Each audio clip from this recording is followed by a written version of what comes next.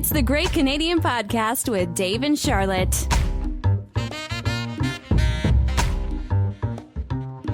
Podcast? I believe that makes podcast liftoff. You know what? I can't think of any way to introduce it that we haven't done. I wanted to go podcast, podcast, pod. But we've done that already, haven't we? Yeah, I think many times. I think we're just going to have to start mining, like, you know, the annals of children's music. Yeah, that's a good one. Let's see here. Podcast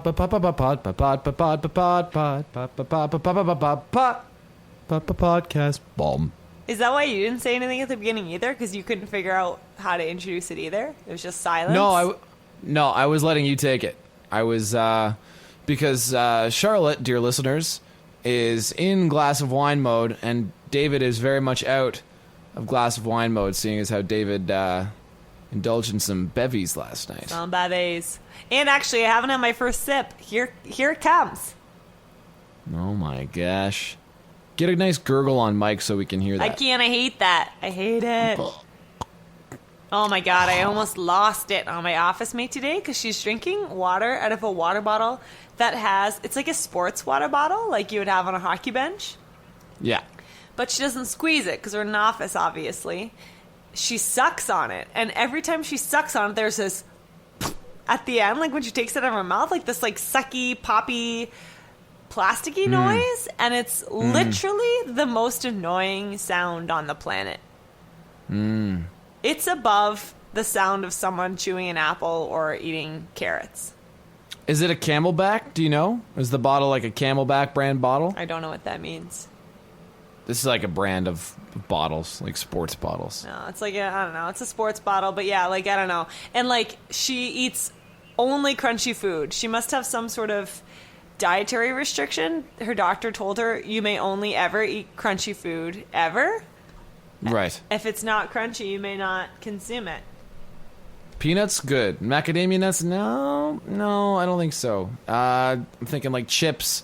Miss Vicky's chips would really be ideal. When you're at the grocery store, think to yourself, would this drive your office mate crazy if you crunched it noisily? If the answer is yes, buy 6 of them.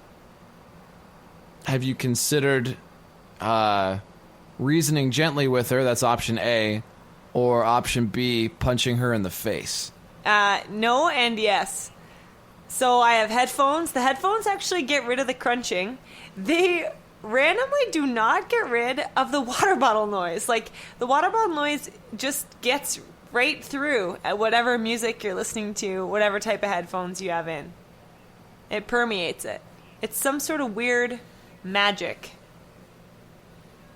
It was kind of designed as like an anti-Charlotte. Yeah. And I could not be more annoyed when it happens. And today I actually had to just walk out of the office. Like, I just grabbed my laptop and went and worked downstairs. No kidding. Because I was like, I'm going to drive this pen through your eyeball if you don't stop sucking on your water bottle. Literally every 20 seconds. Why does she bring a water bottle like when she's working at a desk? Like, wouldn't that be more of an on-the-go sort of thing? Here's my why. Why don't you just unscrew the lid and drink it like an adult? We're not on the rink. We're not on the field. We're not out biking or whatever it is you do, lady. We're in an office. I will say that a lot of these sports bottles are designed with mechanisms that are kind of fun. You know, like some of the CamelBaks I've seen, you like chew like a rubber tip and that kind of opens it up and then you take a drink. There's ones where you like push a button and then it like comes open, and the one that I have is you squeeze it and then it opens up, sort of thing. I really wish that we had video on the podcast so that people could see the look of disgust on my face right now. Do you know what I have? An aluminum water bottle that I unscrew the lid and I drink it like I'm 30 years old, by which I mean I drink it like out of a glass. But you drink out of like the aluminum bottle? Does it? It must have like a plastic thing on the inside. No, it doesn't. It's aluminum. You're drinking straight water from metal? Yeah, and it tastes amazing. Dave, this was our business idea. Remember, to have water in a can? Yeah, I guess so. I don't know why there's this discrepancy in what I feel like would be gross and what wouldn't, but I feel like out of the bottle, I feel like it tastes all metallic and No, gross. it tastes honestly unbelievable. It tastes approximately 1,000 times better than any Nalgene that I've ever drank out of. No kidding. Oh yeah, it's good. It's good stuff. Huh. How often do you wash it? Never. I wash the top sometimes, just because it ends up covered in my lip gloss. I don't wash it out. I'm not an animal. You're 30 years old and you're not an animal. That's true. And I don't drink into my water bottle like I'm a baby. Like, lady, the sound it makes. We should try to find some version of that sound to bleep out the swear words on the podcast this week, just so that everyone out there has to feel my pain. Because, like, it's literally, and you know what? Just so that we have to do it, it's literally the most annoying thing I've ever heard in my life. And we know Charlotte doesn't get annoyed easily. Literally today, when I grabbed my laptop and walked out, I glared at her as I walked out. And she obviously has no idea why I glared at her, but it was bad. Like, she started, she was eating crackers, headphones on. I take my headphones off. 2 seconds later, started eating an apple, headphones back on. Finally, I feel like it's safe to take my headphones off. And she starts sucking on the water bottle. I was just like, ah! Oh my gosh. Yeah, it's a tough life. It's a tough life. What's that? Have we talked about this? That there's an actual word for someone who has like an aversion to the sound of other people chewing food. Really? I'm going to look it up. Yeah, like there's a medical term for it when it bothers you. But, I mean, to what degree? Like, it could just bother you a little bit, and then you're officially this word? Oh, I'm really I got interested it. in this word now. It's misophonia. Misophonia? Misophonia, literally hatred of sound, is a rarely diagnosed neuropsychiatric disorder in which negative emotions, anger, flight, hatred, disgust, all of which I experienced today. Let me repeat those. Anger, yes. Flight, yes. Hatred, yes. Disgust, definitely. Are triggered by specific sounds. Blah, blah, blah. Sorry, I can keep on reading while you chat. What do you think, Dave? Is it a real thing? Do you have it? I'm on the Wikipedia page, too. I mean, the study that you're reading. Oh, these. Do I have? Huh? Do I have misophonia? I'm trying to think. I don't think so. Oh. I mean, like, I dislike the sound of, like, you know, nails and cutlery on plates, and when people bite their forks when they eat instead of just kind of doing it with their lips. But I mean, who does like that? Yeah.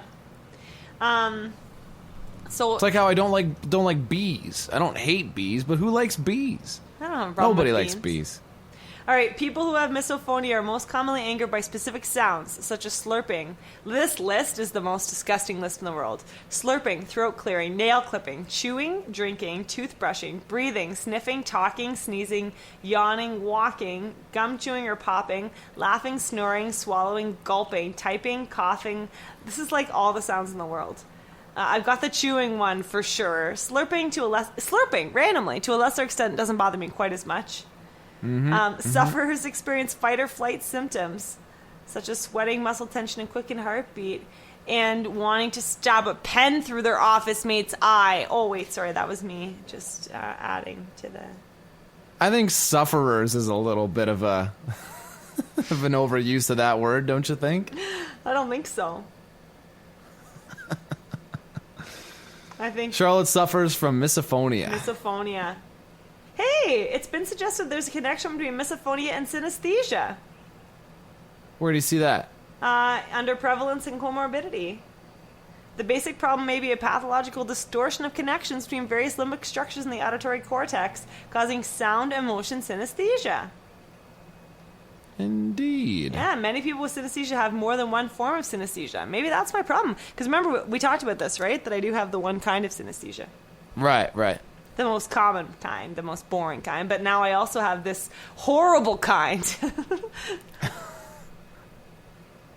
Slurping, throat clearing, nail clipping. Nail clipping. You shouldn't be around anyone when they're clipping their nails. You know what? Although I've inflicted that on my tour mates before. I'll just like when we're in the hotel room or something like that. Sometimes you gotta clip your nails. You know what I don't get? Why is everyone so grossed out when people clip their nails? You know, when someone ever puts a foot up and like starts clipping their toenails, even fingernails, people get grossed the f out about that.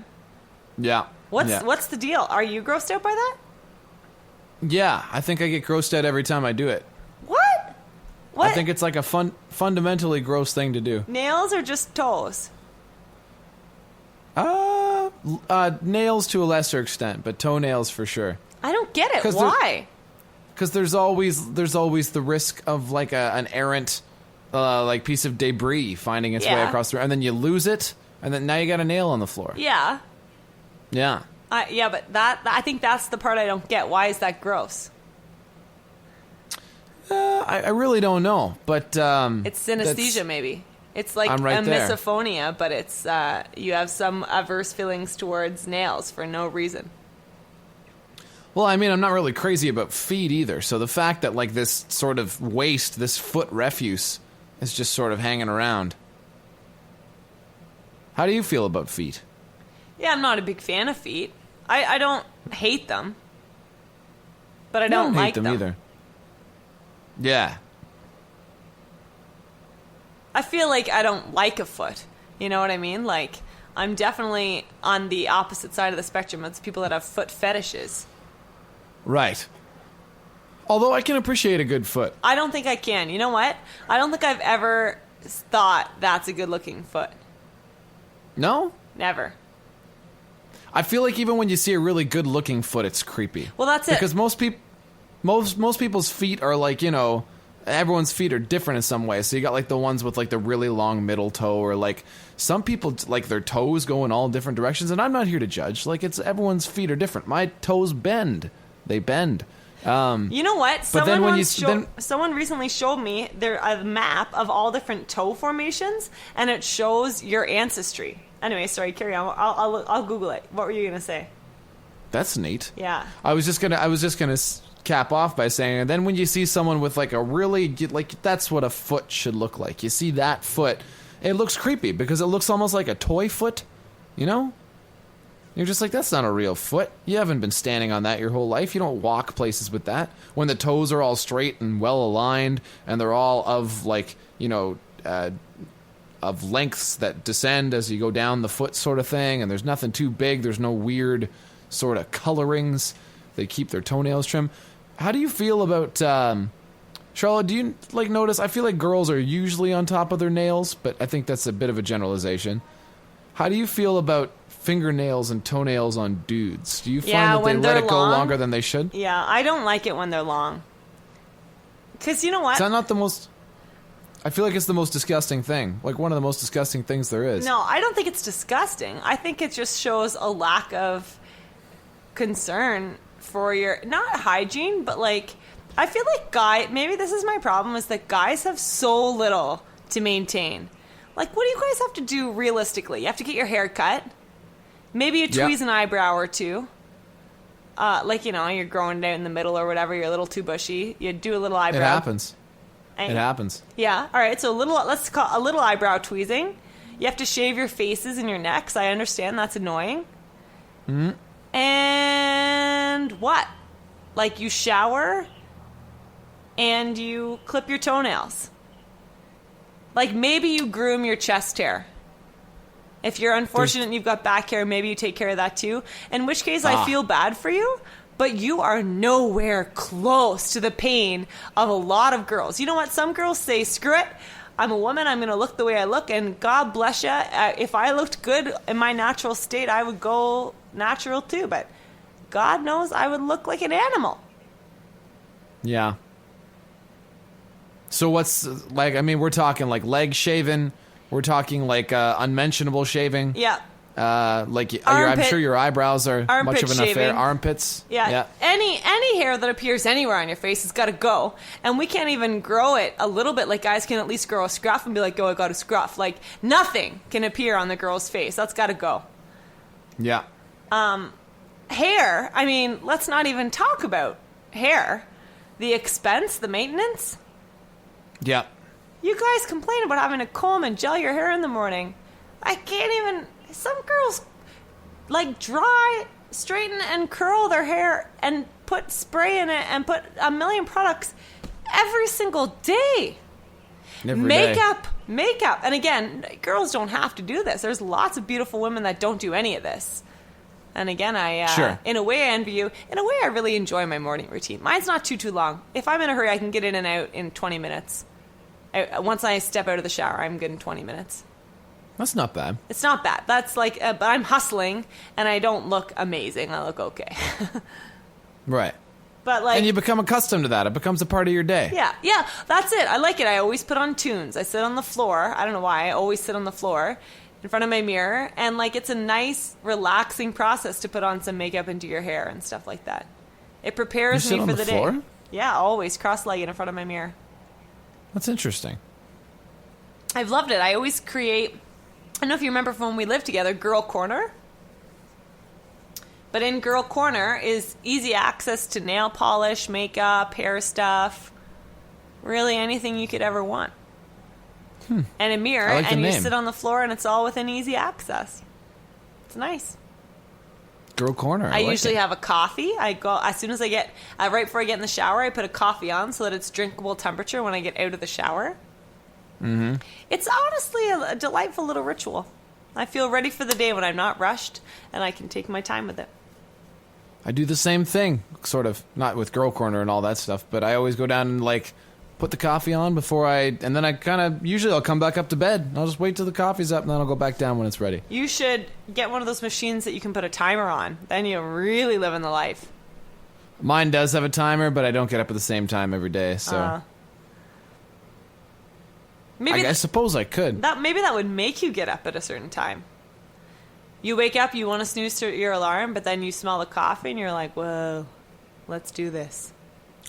I bet you're right, but as the freewheeling, world-traveling musician that I am, I usually get up at sort of varied times of the day. Mm-hmm. But when you go to bed at night, you have an idea of when you're getting up, don't you? Yeah. So that's what I mean, right? When you're like, okay, I'm heading to bed, that's when you huff it over to the coffee maker, prepare your pot of coffee, set the timer then. This doesn't have to be a steady time every day.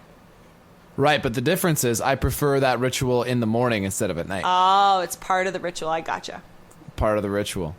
See, my morning ritual is different, and my night ritual is a big thing because I go to town on dental hygiene, as we discussed on the podcast when Jasper was here. Right. I actually wait like a civilized person for my electric toothbrush to go before I turn it off. Like a civilized person. Which you guys so recklessly ignore. Which I was really surprised to hear. I mean, I don't think it's reckless. I just do it. Hey, did I tell you my new toothbrushing hack? Nope. So I saw this thing on BuzzFeed. It was like they compared expensive dental treatments against just like kind of, I don't know, natural like grocery store treatments. Yeah. Huh? And one of the things is to get your toothbrush a bit wet and dip it in baking soda. Mm-hmm. And then you brush your teeth with that. So when I have a night at home and I'm doing my whole floss thing, which is really kind of rarely, maybe like every third or fourth day, I will brush my teeth normally. And then I have a little container of baking soda in my cupboard. And I put a little bit on there and do it. And I swear to you, it whitens your teeth noticeably, like you'd be in a commercial. Right. My old roommate used to do that, too. I forget what her mixture was. It tasted awful. I used to do it for a while. No, this is straight up baking soda. Baking soda? Baking soda. Don't eat it, for God's sake. Like, you just leave your tongue still, because if you taste it, it does not taste good. But it's not like it's disgusting, but it's just not great. It's baking soda. It tastes like baking soda. What does baking soda taste like? I don't think I actually know. Like baking soda. That's the only way I can describe it. That's it. All right, I'll accept that. And you just scrub it onto your teeth. So I usually dip once. I do the top left, dip again, top right, dip again to do the whole bottom. And then you gotta get your face under the tap and rinse that out. And then honestly, they look whiter. Teeth are noticeably whiter, as the commercials would say. Old Davey co-host here might have to come back with a report on that life hack. I swear to you, one time, and you notice a difference. Huh. So what I have is just a little dish that I keep it in at my, because you need to have a little dish, because obviously you can't be dipping your toothbrush into like the box. That's gross. Right. That is, well. Yeah, a dish is a good idea. Yeah. What is baking soda? Like a powder? Like salt? Or is it more like flour? Sodium bicarbonate. So it's kind of neither. It's You're really being very very enigmatic about what baking soda is. You can't tell me what it looks like and what it it's a what it white tastes powdery substance, but it's Okay. lighter than flour, and it's more powdery than salt. It's not grainy. like. Okay. It looks like sodium bicarbonate because it is sodium bicarbonate. Here on the Great Canadian Podcast, answering all of life's mysteries.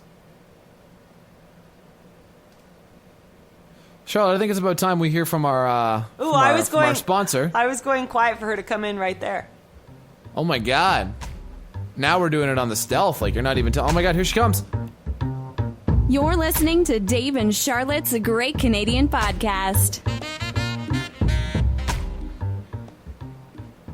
And they're back. I thought she was just going to come in right when you went, "You're on the Great Canadian Podcast," and then in she came. Oh, that would have been awesome. Maybe we should start going to breaks like that. Right? Yeah. We can just, we can play it cool and edit out what we just said. We'll have to see how the podcast flows. We listen back. Do we want to show the people how idiotic we are, or just pretend we're cool? Well, if you're hearing this, clearly we went for the idiotic approach. Approach. I feel like you're really under no illusions that we are cool. Yeah. I thought you were going to say 'Cause we've idiots. talked. Now's a good time for me to tell you that, so I had a bottle of wine in my fridge, and it's a classy bottle of wine because someone brought it to my house. I didn't buy it. So it actually had a cork that I had to use a corkscrew to get out instead of a cap. Okay. So already we're talking way more class than I usually have. And Oh my gosh. I wasn't used to gauging the level of wine left in the bottle. So I thought, well, I'll just, there's barely any left. I even thought this is going to be a small glass of wine. As I started pouring, I realized it was not. But once my glass was literally almost overflowing, and it's a pretty big glass, I was like, well, I'm past the point of no return. What am I going to do? Put it back in the wine? I may as well put it all in here. So Yeah. It's probably, if you were to order wine at a restaurant, probably 3 of those. Oh my gosh. So this podcast is going to be hilarious in like a half hour. I'm already half done it. Oh my gosh. So Char's drunk. Dave's tired. Dave, why are you so tired? Tell the folks why you're so tired. Dave was working last night.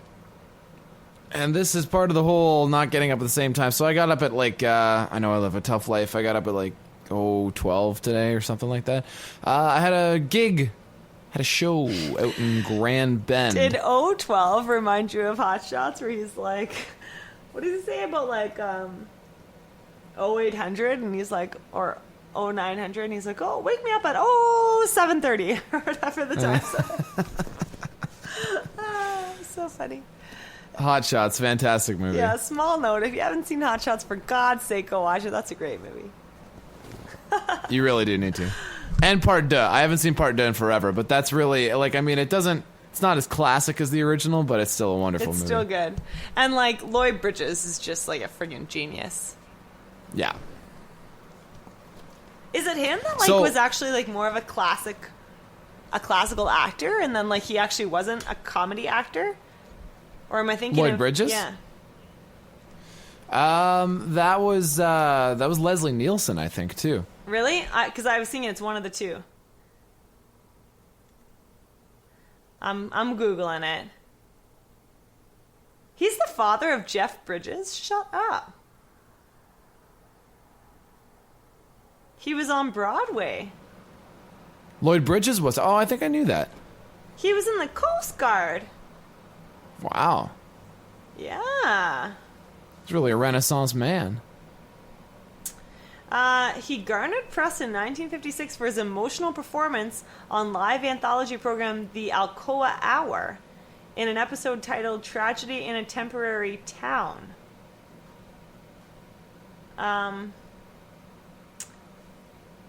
Yeah, it looks like he I don't know if he was a funny guy regularly, or if he was. It looks like he was. I think this is the guy I'm thinking of. He was like a serious actor. Lloyd. And then he just crushed it in the only movie I've ever seen with him in it. Airplane. Oh yeah, that's true. Airplane. That's a good one. Yeah, Hot Shots, Airplane. What a great movie. Okay, sorry, Davo. We got sidetracked. Also, sorry. Can I just one more time before I turn it back? I googled. My search terms were toe or orientations ancestry. Toe, oh yeah, let's do this. Orientations ancestry, and if you image search the first like 3 hits, like it comes up all over the place. Basically, if your biggest toe, like just if your longest toe, if you were to put like a ruler from your longest toe and it was flat, sort of 90 degrees to your body, does that make sense? Yeah, yeah. Flat on the ground. Okay, so let's say your big toe is the long one, and then all 4 next toes are the exact same length, and they go out flat. That's Germanic. Oh. If your biggest toe, this is me, I think. If your biggest toe, or I'm Broman, if your biggest toe is your big toe, and then they just go diagonally down from that, you're Egyptian. No kidding. Egyptian. If your first 3 toes, and I'm pretty close to this actually. If your first 3 toes, maybe I'm a cross between Egyptian. No, I think I'm Egyptian. If your first 3 toes are all the same length and the last 2 are shorter, that's Roman. Huh. If now this is freaky to me, second toe is the longest. Bigger, like longer than your big toe, that's Greek. And let me say, you have weird toes. Yeah, this is a well-documented weirdness. No offense. But actually, then Greek goes down, just like Egyptian, but with the second toe is really big. Celtic, possibly the weirdest. Your second toe is the longest, and then your big toe and your third toe are the same, and then your 4th and 5th are short. How's Like that different from Greek? Greek, your second toe is long, but then it goes down diagonally, just like Egyptian. Ah. But Egyptian, all of them go down from the big toe, and Greek, they go down from the second toe. I'd like to encourage the Great Canadian Pod listeners to let us know where you come from. GreatCanadianPod@gmail.com, or what are you about to say? Yeah, tell us. Take a picture. Wait a minute. Take a picture. I don't want to look at them.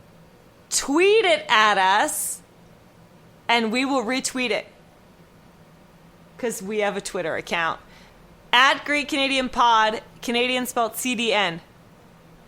We're on Boom. Twitter, guys. We're in the future now. The future is here. Dave, what do your toes look like? I'm Egyptian, 100%. That makes sense since we're brother and sister. Presumably we would have the same toe configuration, or this whole thing is hooey. Is it hooey? What's the source?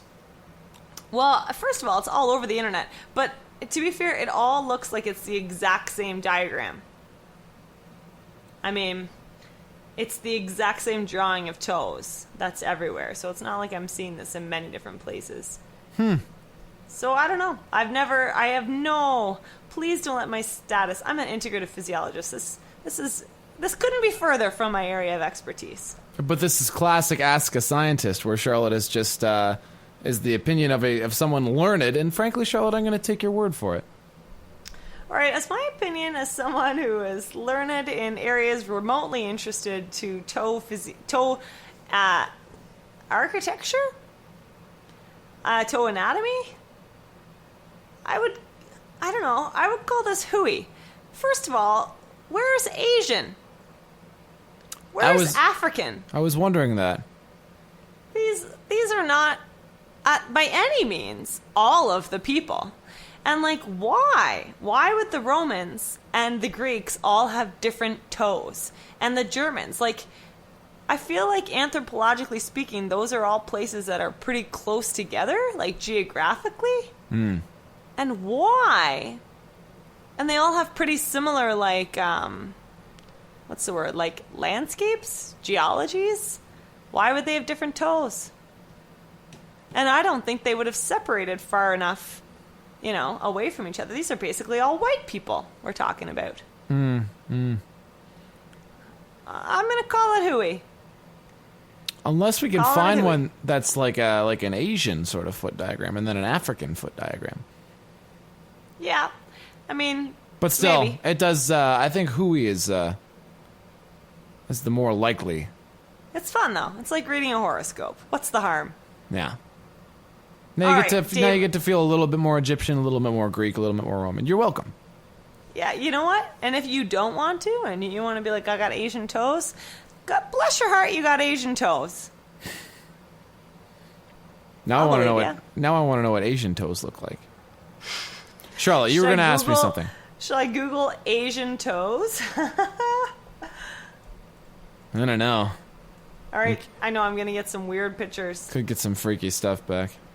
Okay, if you Google image Asian toes, I will tell you what you find.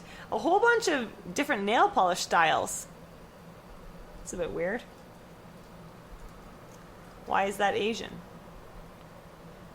The first thing that came up is Asian feet fetish. Oh, no, I'm on Google Images. Ah. Ooh, someone's got very cute shoes in this one picture. Apparently, Asian toes mean that you've got a lovely pedicure. That's what that means, according to Google Images. They do have that reputation. I'm kidding. I was going to say, do they? Well, mostly just I'm mostly just thinking of the Korean ladies who had like a pedicure shop in Seinfeld. So, my knowledge of the world is basic, and it's many nationalities is mostly based to Seinfeld. So please don't take offense at anything I say. Yeah. I'm sure that's a realistic worldview. Okay. I think, are we good with toes for a while? Sorry, I know it was me that took us off topic. I wish I could say we are. It's hard to say. We'll see. Okay, tell us what you did last night. I had a gig out in the bustling summer metropolis of Grand Bend. Grand band. I play in a band every Monday night. It's called Jam Night. It's awesome. There's 5 of us on stage, and we just basically rock out and have people come up and rock out with us sometimes.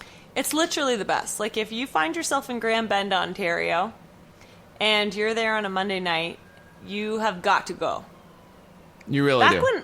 Back when I used to go, it was all the people that worked in Grand Bend. Like, it was all the waiters and waitresses and kitchen people. There were obviously some tourists and stuff like that, but it was mostly like locals.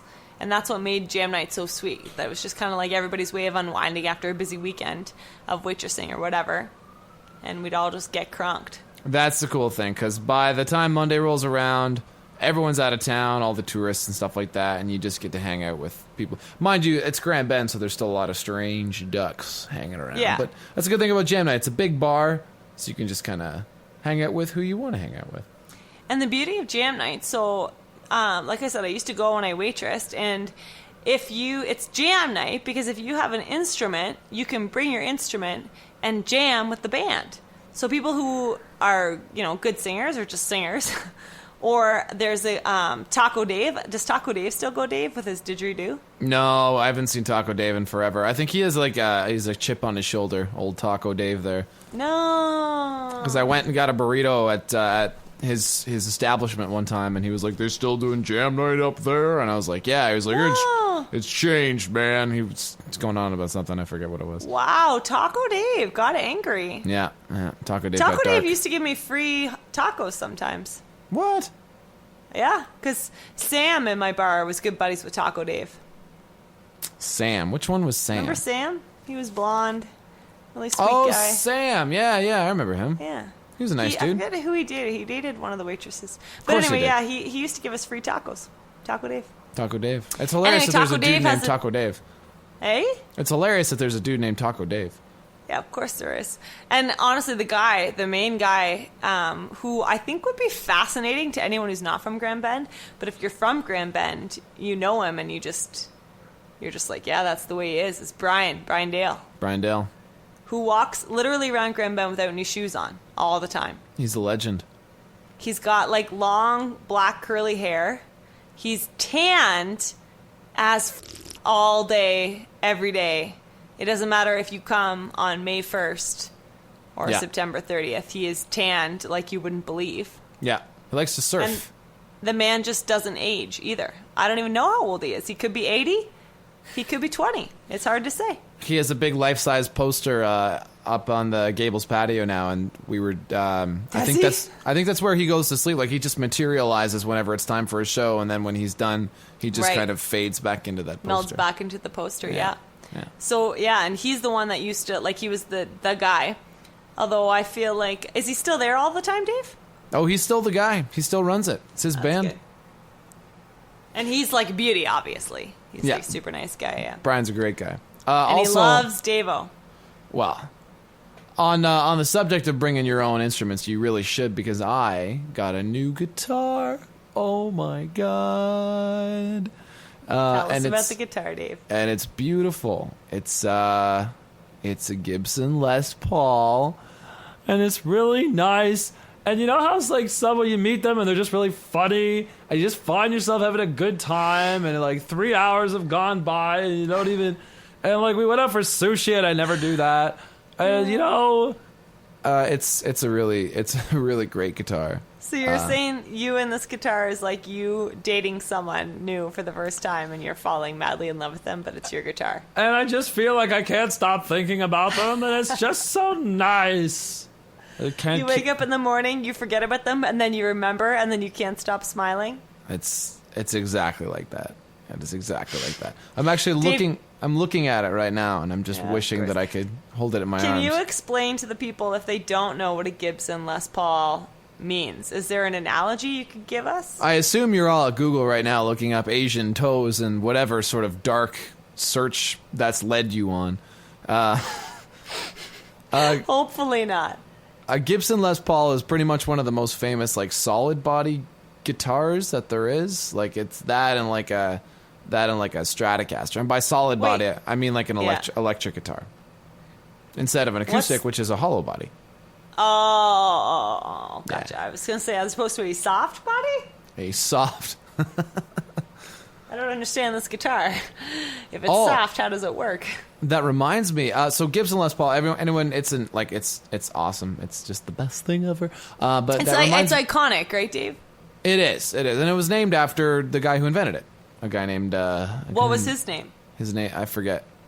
Oh, I thought it was going to be Les Paul. It's totally Les Paul. I see. You were joking also. Damn it! I ruined it. My wit becomes drier as I get tireder. So that reminds me, we were. I have a good little yarn to spin for you guys. We were in an awesome town on one of our most recent tours with the McCartney years. And we were playing a show in Norfolk, Connecticut, at this super duper cool venue called. Oh my gosh, I forget what the theater is called. I wrote it down, but we were staying in Massachusetts because presumably we found like a cheaper place to stay there because touring ain't free, yo. But we were staying in this town called Great Barrington, which is this super cool little town in Massachusetts. There was a list made a while ago of the 10 venues where you need to see live music in the world before you die.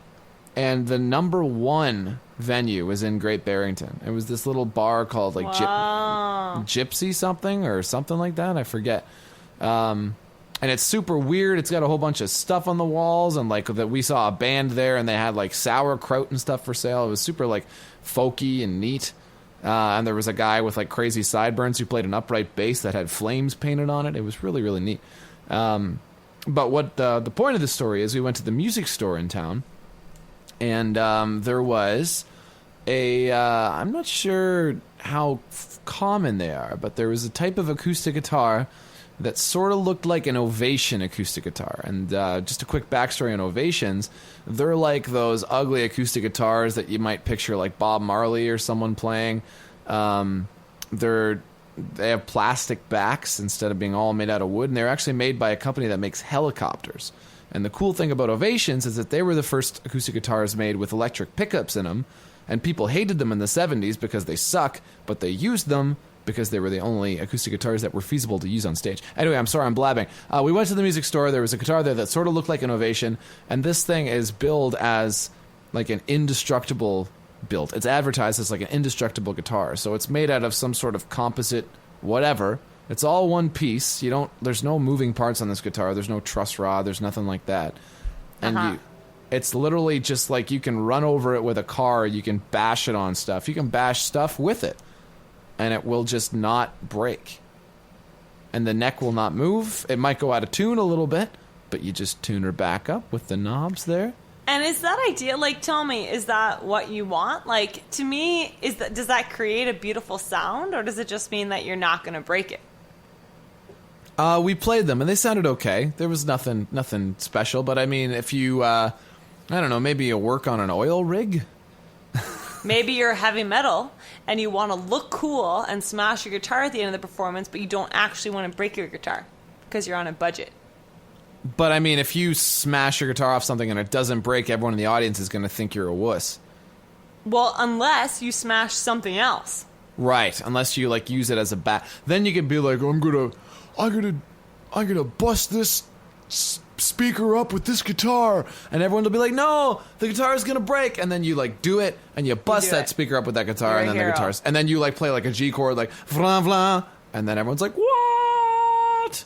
So I suppose you could do that. If I was a heavy metal guitarist, I would place very soft wooden crates all around me, made of a very like light wood, and then I would bash them, and it would look like I'm super strong and super hardcore, but at the same time I'm really not breaking anything important, and I look like I'm strong even though I'm not. I want to see the Charlotte Heavy Metal show, because if that's just one of your ideas, imagine what else you're cooking up. I mean, yeah. Thank you for recognizing my genius for what it is. Indestructible guitars, it's a thing. You're listening to the Great Canadian Podcast. You're listening to Dave and Charlotte's Great Canadian Podcast. I'm not sure if you guys caught that, but that was pretty much the most pro break into the break that we've ever done. It honestly couldn't have been more pro, unless we had not discussed it in detail 20 minutes ago. That possibly could have made it more pro, but aside from that... Only slightly more pro, though, only slightly. Hey, can I talk about something that's been bothering me? Can I just go on about guitars that no one cares about for another 3 minutes? I feel like no one caring is not a correct statement. I feel like everyone cares. That was very interesting. You may. Because you Guys. complimented me. Yeah. Edmonton is literally, I've only lived in a few cities in my life, hands down, the dustiest city I've ever lived in. Oh, gosh. Hey, where the f*** is all this dust coming from? You know what I'm going to do? I'm going to figure out, I'm going to find a good camera angle, and I'm going to clear off this one surface. I'm going to take a picture on day 1, and then I'm going to take a picture on day 3 and a picture on day 7, and you're going to see the noticeable dust that accumulates. Like, literally this stool, because I have to prop the microphone up on a stool because it gets it closer to my mouth, whatever. And someone was sitting on it. What's today? Tuesday. Someone was sitting on the stool, so it was free of dust on Friday. And it is covered in dust. It is ridiculous, like embarrassingly covered in dust. Maybe like your roof is just it's really leaky, like dust leaky. But I'm on the 6th floor of an apartment. How could it be? It's coming in the windows, because I have my windows open, obviously, because it's balmy here in Edmonton. It's very nice. Do you have screens? Don't let any squirrels in. Yeah. It was 30 degrees today, guys. Wow. But yeah, like, the dust is just a pouring in. It's ridiculous. And it's honestly like, so this is how I noticed it. I left my laptop out the one night because my laptop the internet takes forever. If you're following our Twitter account, which if you're not, you really should. I was tweeting that I had uploaded the pod to SoundCloud, but that it takes like years to download it to YouTube. It takes so long. It's ridiculous. And so I left my laptop out and open overnight. And I came back the next day and was like, what in the... Like, what is this dust all over? And it was literally like dirt that had come in through my screens. Oh my gosh. You're sure it's coming in from outside? It's got to be, because this was not happening during the wintertime when my windows were closed. Huh. And you know what? It happened last summer, and it was during the fires. There were fires, I don't know, up north. People talked about the fires. I wasn't overly listening. But there were fires, and sometimes the air would get really thick and like sooty. And Right. I figured that that's what was happening. But I don't think there are any fires right now. I think it's just Alberta. Huh. It's really dusty. It's really dusty here, guys. Real dusty. I want to see those pictures. Are they going to make it up to Twitter? Yeah, I mean, okay, here's what I'm going to do. I'm going to wipe off. I have this nice black. I think black's a good color to see dust on, right? I have this nice black case thing.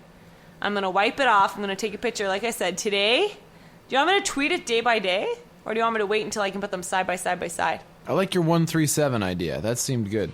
I think I have to wait, too, because if we're going to post the Dean podcast next Monday, and you guys are presumably listening to this in the future, this discussion is happening about 2 weeks previous to you listening to this. But if we're going to post the Dean podcast next week, I need to wait and hang on to the picture till it's going to make sense to the people. Right, right. Which means you guys might get a 2-week time lapse on this thing, provided I don't jostle it around. Oh my gosh. But anyway, regardless of how this thing turns out, because we know I'm terrible at following up on things. The Twitter account was even a week late. But yeah, what a nightmare. It's so dusty here. That sounds terrible. Why the dust? Why the hope, dust, Edmonton? I hope you don't have to be there too much longer. Ooh, are we foreshadowing? I don't know what you're talking about. We told you last week we were going to tell you some big news this week, but I'm on the verge of cementing details. So let's save it till next week when the details are cemented. I like it. But it is going to affect you, the great Canadian listener. And is this foreshadowing too much if I say it might become the great international podcast? I think that still is that keeps no it longer foreshadowing, but just telling you the answer? That still keeps it pretty broad. Right?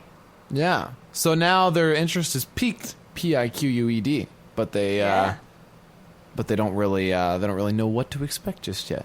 What to expect? Kind of like a Game of Thrones episode, which I just got caught up on now, and you think you know what might happen, but you don't know until people start dying. You know what? I was going to say, I do know what's going to happen on Game of Thrones. Everyone's going to die. Yeah. That's about the size of it. I just can't. Everyone dies. You know what? When Ned Stark... Oh, sorry. It's been a while. If you're worried about spoilers about the first season, then yeah. No. If you don't know, Ned Stark dies, guys. He dies. Okay. He dies. He gets his head chopped off. He gets his head chopped off. He does not make it. And that's as far as I got. I think I made it a little bit further, but I was just like, you know what? If Ned Stark dies, he was all that was right in this godforsaken countries. Sean Bean was wonderful. He was really giving it back after Boromir let us all. Actually, I guess Boromir kind of redeemed himself, didn't he? You know what? Someone told me that there's a joke in England that like Sean Bean just dies in everything that he ever makes. His character. Oh, if Sean Bean's ever in anything, you know that guy's going down. All I can think of is Game of Thrones, Lord of the Rings, U.S. Marshals, and GoldenEye, and he dies in all of them. Dead. And he makes a formidable villain in all of them, even though he's not a villain in all of them, only 2 of them. An ish. I'd say 2 of them and an ish. Villain-ish. He's sort of got a Severus Snape-like quality to him in Lord of the Rings. He comes back. I mean, can we talk about that for a minute when he dies in that movie? Yeah. Like, all the feels that when he dies and he comes back and just keeps on getting up to shoot that crazy orc guy, like, yeah. Come on! I guess, that's not an orc, that's an Uruk-hai. Uruk-hai. And that little smile he has on his face, unsettling. The Uruk-hai, you mean? Or Boromir? Yeah, Uruk-hai. Yeah. I'm glad Vigo swoops in and just goes all Aragorn on his ass. And that's the scene where we're going to nerd out for a second, but Legolas, one of my favorite scenes of any movie ever, Legolas takes an arrow, stabs one through the face, kills it, retracts his arrow, puts it in his bow, and then shoots another one. Yeah. Yeah. Stop, Legolas, stop. Yeah. Stop. Pretty good. Pretty Are there people out there that haven't seen Lord of the Rings? No. Pretty good. You know what? Lord of the Rings, are you ready for me to go out on a limb here? Here it comes. Those movies are as good as those books. Oh gosh, that I'm not qualified to comment on because we've been through this. I haven't been able to get through the first book ever. Here's what I'll say. The books are different. The books are definitely different. I feel like every other book adapted into a movie I've ever seen in my life, the books, like every single Harry Potter obviously is a really easy example. That you think like, okay, but then like the movie's way worse than the book, but then you think, okay, but the books were so good, how can it be as good as the movie? You know, like there was so much content to put in there. I'm gonna put an asterisk and I'm gonna exclude The Hobbit from this because The Hobbit was great. I think that there was too much. The movies, come on guys, like get it together. But anyway, I think we can all agree this is not an original thought. There did not need to be 3 Hobbit movies. No. There needed to be 1. 3 was that's the shortest book of all time. Yeah. You did not need 3 movies. But the Lord of the Rings movies, man, in terms of like me consistently crying and feeling all of the feels, as the kids would say, they're amazing. And I think, honestly, the books are slightly less exciting. Obviously, they're still magical, and yes, they're still exciting. Don't get mad at me. I understand. They're amazing books, guys. I love the Lord of the Rings books. But those movies are friggin' epic. I do like the movies a lot. And they're so good. All I know about old J.R.R. there. What's with fantasy authors having 2 R's? And by that I mean George R.R. Martin and J.R.R. Tolkien. So 2 of them. Do you think he's imitating? It's like an homage. Tolkien. Yeah. Yeah. That's like when you read Wheel of Time, and there's a lot of parallels between what Robert Jordan writes and what is in Lord of the Rings. And then when you read Harry Potter, there's quite a bit of Harry Potter in the Wheel of Time and in the Lord of the Rings. Yep, I could see it. I forget what the creature's called, but Robert Jordan's series, the Wheel of Time series, has a creature that sucks out like your soul, just like the Dementors. Right, the Drakkar. It happened so many times that as I was reading them, I was thinking, man, there's no chance that J.K. Rowling has not read this book series. There's no chance at all. And like the Drakkar are all like slick about it because they like lure you in, and then you don't even know you're reading about being lured in until they're just dead. It's awesome. And then you're dead, but you're not dead. You're just lifeless. Like they've sucked out your soul, not unlike a Dementor. Not unlike. You're alive still. You've reminded me yet again, Charlotte, that I got to read Harry Potter all over again because let's be honest, those books are just a treasure. Yeah, it's actually one of my regrets is that actually funny that we're talking about Lord of the Rings is that I thought I did. I couldn't believe it when I unpacked and all my boxes were empty and I realized I hadn't moved my Lord of the Rings box set out to Edmonton. Like mistakes of all mistakes, it's not here. And that I also too had not moved my Harry Potter books. Yeah. You got to remedy that. And you might get a chance to foreshadowing. Do you think that if I Google origins, maybe themes, I'm looking up, I Googled Harry Potter. I'm on the Wikipedia page. I wonder if it'll say what her inspiration was. If she'll ever say, yeah, I read The Wheel of Time and they were amazing, you know? I would like to just hear what J.K. Rowling has to say about The Wheel of Time, if at all. Unless it's like some sort of, Robert Jordan was such a talented man and doesn't really like demonstrate that she had read the books. But J.K. seems like good people. I'm sure she wouldn't just kind of put it out there unless she meant it, you know? There are, if you Google Harry Potter and Wheel of Time, quite a bit comes up. Now, I think that now's not the time for me to start Googling this stuff, especially since it'll just turn into me reading out loud what I'm finding. Maybe we'll look it up and we'll get back to you. Let's get back to you next week because my guitar is staring me in the face and I must go to it. This is why girls, and I'm sure guys the same way, don't like it when their friends start dating someone new, because all of a sudden you don't want to hang out with us anymore. You just want to hang out with this new guy. And guys, I feel like Dave just wants to go hang out with his new guitar. And everyone in the audience who has things they love is like, you go. You go to that Charlotte, guitar. it'd be like if you got a new like beaker or a Bunsen burner, or a new pair of glasses or some shit.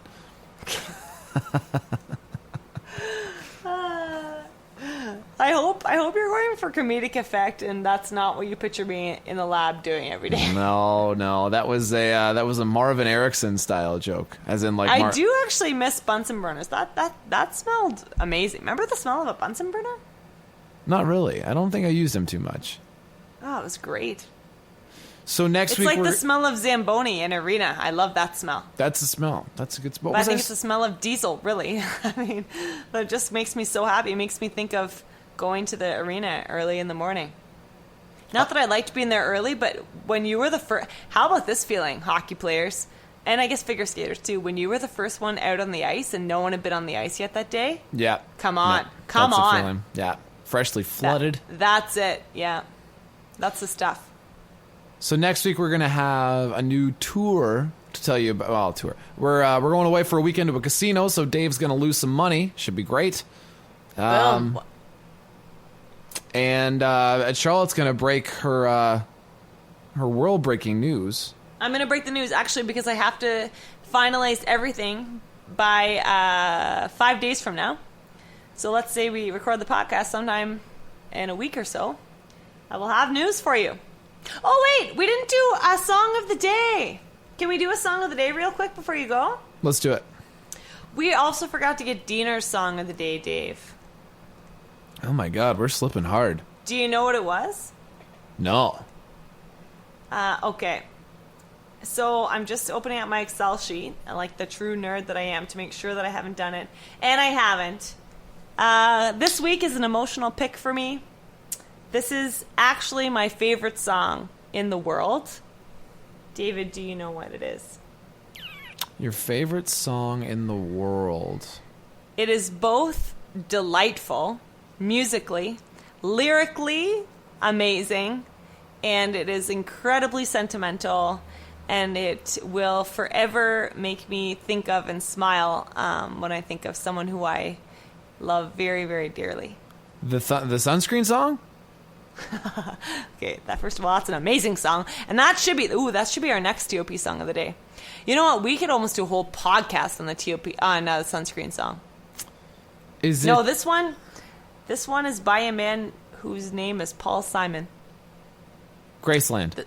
The song is called Diamonds on the Soles of Her Shoes. Oh gosh, I should have known. That is a great song. It's honestly the best song. And if you don't know, our dad was a huge Paul Simon fan, huge, and loved the Graceland album. And we listened to it like countless times growing up. We also had the VHS taped off TV of Paul Simon's performance of Graceland in South Africa. Mm-hmm. Like, I think shortly after the apartheid. Wasn't it Zimbabwe or was it South Africa? Oh, I don't know. Well, maybe we could honestly do a whole podcast on that. I want to do the Sunscreen song podcast. That sounds awesome. Yeah. We should do, but maybe we can split it half and half. So that first of all, that's an amazing DVD. I actually have that DVD. Another one that didn't make the trip to Edmonton, but it's an amazing concert, honestly. And I think a lot of people know the Graceland album. It's an amazing album. Like, it's Paul Simon who got into African music, and he collaborates with Ladysmith Black Mambazo for a lot of the songs, and they're unbelievable. It's a wonderful album. And the song Diamonds in the Soles of Her Shoes, I'll always remember. So I'm at a hockey tournament. Dad was our coach for forever, like 9 years. He coached me in hockey. And we're at a hockey tournament. And the one time we were meeting in the lobby before a game, and we were all at a hotel, and we were all going to go to the arena together because we had a game. And we're waiting, and I was with my friends in their hotel room doing whatever, like just being idiots. And we're waiting for Dad to come down. He's the head coach. And we're like, oh, my God. Everyone's like, Charlotte, where's your dad? I'm like, I don't know. I'm calling up like, Dad, come on. He's like, okay, I'm coming. He finally comes down. We're pretty late. We're like 15 minutes later. leaving. And Dad would never leave us waiting like this. And he comes down and he says, yeah, sorry guys, there was this really good documentary on TV about the making of the Graceland album. And this is in the days before internet, where you couldn't have just been like, whatever, this will be in the internet somewhere. Like this, you had to watch it when it was on TV, because this was, you know, like the 90s. Right. Or the early 2000s. You had to watch it when it was on. And I remember he told me that, so the song Diamonds on the Soles of Her Shoes, when you first hear it, it seems like there's this rich girl. He says she's a rich girl. She don't try to hide it. She has diamonds on the soles of her shoes. And you think like it's a rich person with diamonds on the soles of her shoes. But Paul Simon explains it's about the poor people in Africa who are wearing sandals, whose sandals make diamond-like prints in the sand when they walk. And it's all about these people. And I thought, how beautiful, because to me, so they're poor and they've just got these sandals on, but their sandals make diamond prints in the sand. And so that's one way to think about it. I'm poor and I'm wearing these poor sandals. Or you can think about it that I have diamonds on the soles of my shoes. And I thought that was the most beautiful thing I'd ever heard in my life, that it's all about the way that you look at the situation. And life can be beautiful. It's all a matter of the way you choose to look at it. And actually, I ended up putting a quote from that song in my master's thesis as the epigraph. I remember that. Because I just thought it was the best way to possibly live your life. And that really embodies our dad to me, that he didn't want actual diamonds. He was extremely, deeply, genuinely content with the diamonds on the soles of his shoes, you know? Yeah. And every time I think of that song, there is 0% of me that is sad. And I'm 100% content, because that song is just happiness to me. So I give you your TOP song of the day, Diamonds on the Soles of Her Shoes by Paul Simon. Go listen to it. I promise you will be happy. I echo that sentiment. And we'll see you guys next week. Bye, guys. It's the Great Canadian Podcast with Dave and Charlotte.